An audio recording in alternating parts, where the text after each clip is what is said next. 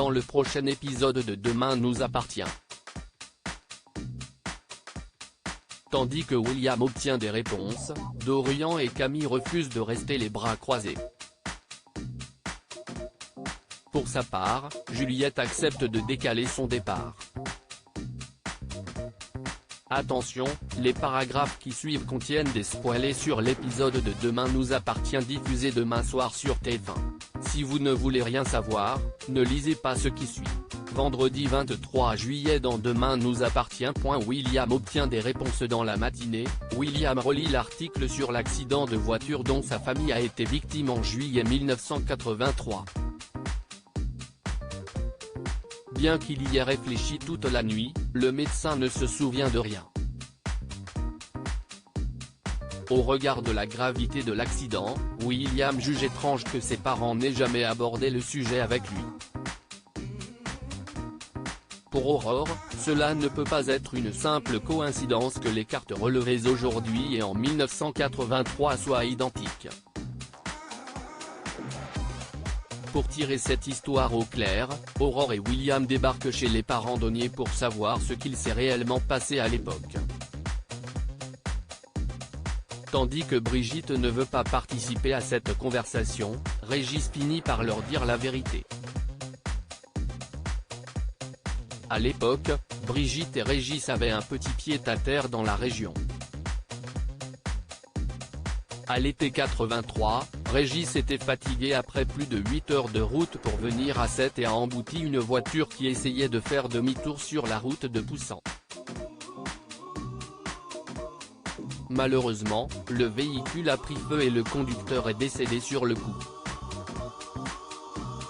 Responsable de la mort d'un homme, il n'a jamais eu le courage de raconter cette histoire à son fils. Mal à l'aise, Aurore l'informe que sur les images de l'accident, la police a remarqué une carte de jeu identique à celle de la Dame Blanche. Si Régis estime que cela n'a aucun sens, Aurore pense quant à elle que quelqu'un cherche à se venger.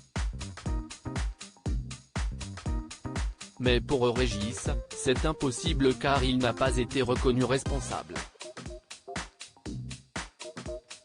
Par la suite, William retrouve sa sœur à l'hôpital et lui raconte tout.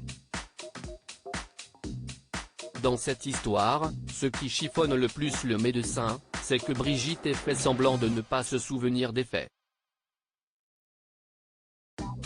De son côté, Aurore continue de croire que ses beaux-parents sont victimes d'une sombre vengeance et demande à Georges de faire des recherches sur l'homme mort dans ce tragique accident de la route.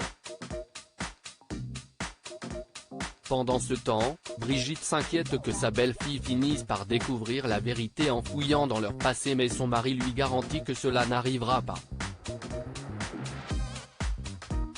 Dans la nuit, Aurore est réveillée par du bruit et tombe sur son mari en train de déposer les cartes du jeu des 7 familles sur la table de la terrasse.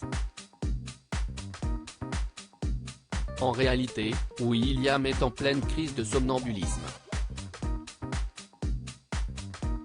Camille et Dorian refusent de rester les bras croisés au commissariat. Xavier autorise la police à perquisitionner la maison inhabitée.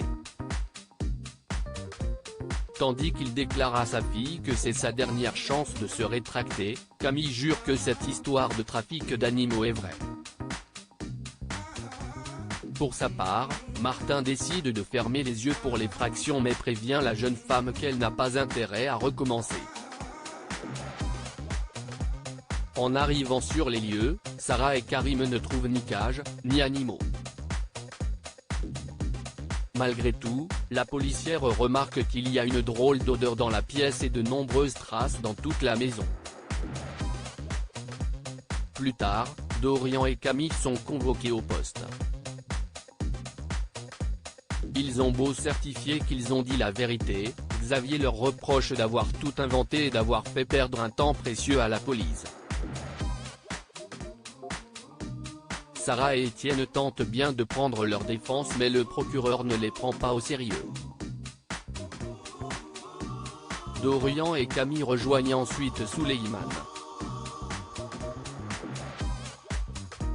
Excluant de baisser les bras, les adolescents se mettent en tête de surveiller la maison inhabitée à tour de rôle. Et c'est Dorian qui est le premier à aller sur place. En voyant les trafiquants revenir, il les photographie puis contacte Camille. Comme il souhaite pénétrer dans la villa pour voir ce qui s'y trame, Camille le supplie de ne prendre aucun risque. Une réaction qui fait sourire Dorian qui constate qu'elle s'inquiète pour lui.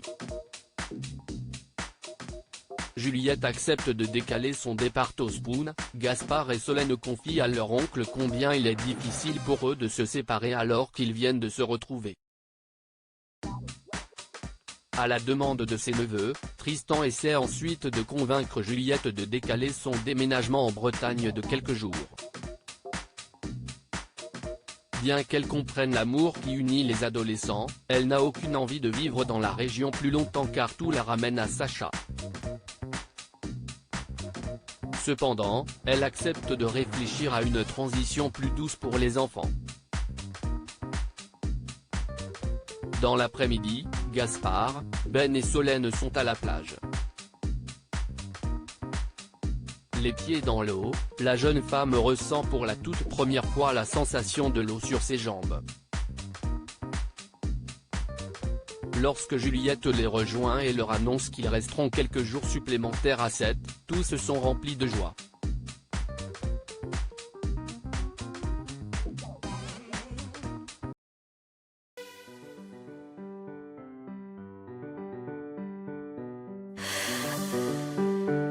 The man I love just had